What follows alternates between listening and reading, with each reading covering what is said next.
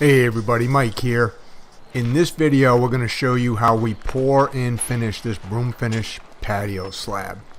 Now this is an entry slab into a big building.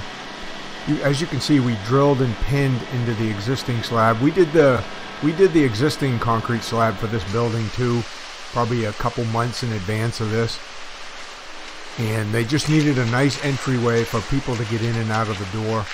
So we want to make sure that the patio slab didn't move from the building slab, so we drilled it and pinned it, as you can see, with some rebar. We got some wire mesh in here too for reinforcement. We're also using fiber mesh in the concrete.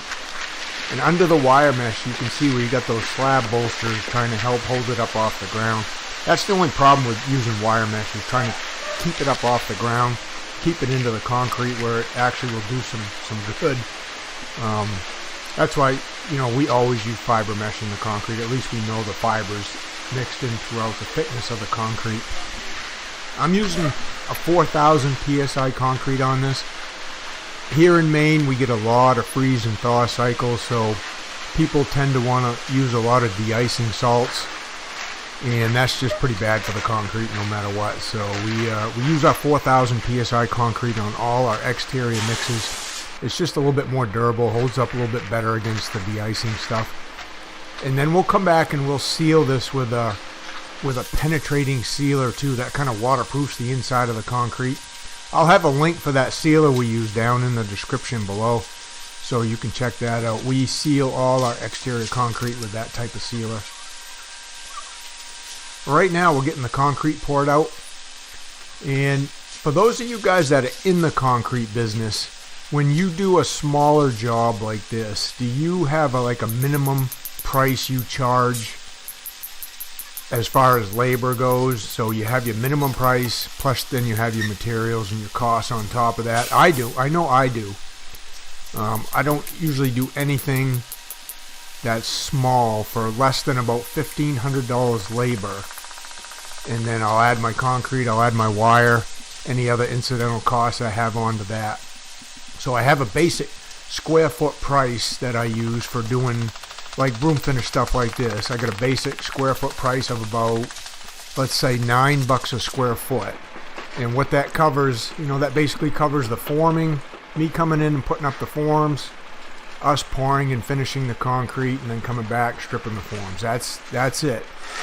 That doesn't cover any of the subgrade work, the gravel work. That's all separate. And that's usually done by someone else. We don't typically do that stuff here. We specialize in just pouring and finishing concrete. So we'll sub that part out. And that part is pretty variable anyway, depending on, where you are, what part of the country you're in. So I don't typically price that. But if I'm doing something small and the $9 a square foot doesn't cover enough for the profit part of it, then you got to have a minimum charge. So let me know down in the comments, guys, do you have a minimum charge, and what's your minimum charge? Let's kind of share it with each other to help each other out. So my basic minimum is $1,500. Anything that doesn't add up to $1,500, and then I'll add the concrete on top of that, add the wire mesh on top of that, or rebar, or anything else I'm using gets added to that. So for a job like this, I don't know, this is about, let's say it's 10 by 32, 320 square feet, times 9 is about $2,900. So my $1,500 in labor plus the concrete has to come to at least that, or I got to add more to it in order for me to be profitable and make money every day. And that's how I kind of run things. I don't care if it's 10 by 10 or 5 by 10 or what. I mean, I can adjust that if I want to, but you got to start with something, and that's what I start with right there. You can see we've got a pretty dry mix we're pouring today. I'd say that was probably around a 4.5 to 5 slump. This patio slopes away from the building about 1.5 inches. That's actually probably about 9 feet out, not quite 10. I think that's a 10-foot straight edge. But it's a pretty good mix. It's got quite a bit of cream and paste at the surface. You can see it's closing up pretty good under the bull float. Just gotta run that bowl float over it twice to really close it up good. That's gonna make the finishing process a heck of a lot easier.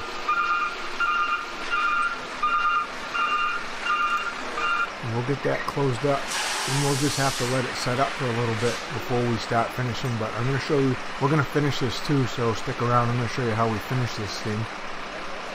We'll cut a couple grooves in it, we'll put an edge on it, and we'll drag a, like what I would say, like a medium to, it's not really a coarse broom, probably a medium type broom finish on it, because this is actually a project, it's a building for elderly living, so we definitely don't want anybody slipping and falling on this. So we want to make sure we got good texture on it.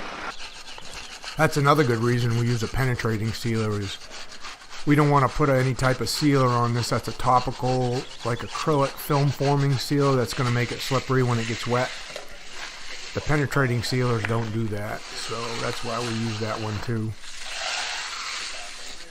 We're cutting a couple grooves in there just for some crack control, to help control shrinkage cracks. Plus it kind of breaks it up into what looks like three slabs. It just gives it a little bit better look than just leaving it one big slab. Concrete always cracks. You can say what you want, but for the amount of time I've been doing this, about 40 years, if you don't give it someplace to crack, then it's just going to crack someplace it wants to. And sometimes you can even give it a place to crack like this, and it still cracks where it wants to.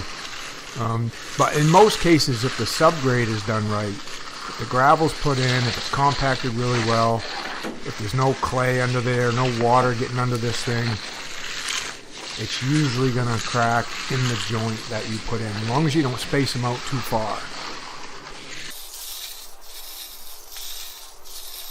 I'm using what's called, it's called a funny float, and that just, it mags the surface out. It kind of mags out the bowl float lines, seals up the surface a little bit better, and just gives you a little bit better broom finish when you use something like that. See Luke's inside there getting those edges by the door. We don't steel trowel our finishes, outside finishes here in Maine. We don't want to seal the surface too much, even though the broom kind of opens it up a little bit. When you steel trowel a concrete mix that has air entrainment in it, you always run the risk of sealing some of that air in there and causing a bubble or a pocket that'll pop and peel later on. So we'll just mag float them. Even if we got to mag float them twice to get them nice and tight, we don't steel trowel any exterior concrete up here. The air entrainment, for you guys that don't know, is just to help for the durability against freeze and thaw cycles. So it's basically the concrete company puts this additive in that creates all these tiny microscopic air bubbles inside the concrete. You can't really see them, and it's for water. When water gets on there and gets absorbed into the concrete, it gives the frozen water, room to expand inside the concrete without popping the surface off.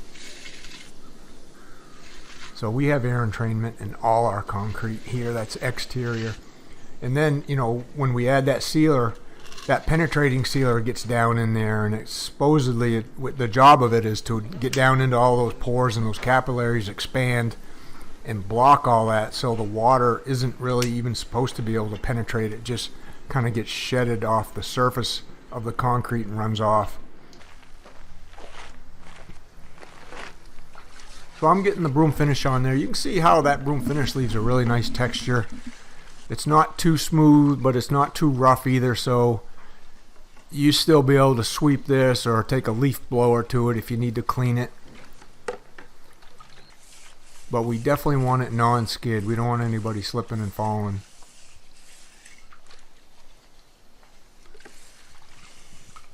You can see how slow and methodical I am about pulling that broom back. I want to have one nice even stroke. I don't want to stop and start. I don't want to wiggle it or jiggle it. That all shows up in those broom marks. So just one nice easy motion with the broom kind of tilted a little bit backwards, just a little bit. And then to finish off around the edges, we use a little edger just to give it a little bit of a picture frame look.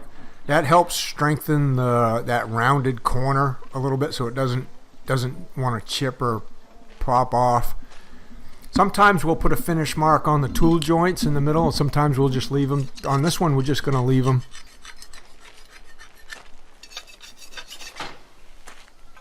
That's the basic finish. So if you want to learn more about finishing concrete, I've got my private membership down in the description called the Concrete Underground, where I have all kinds of private trainings teaching you how to do this, teaching how to be in business for yourself.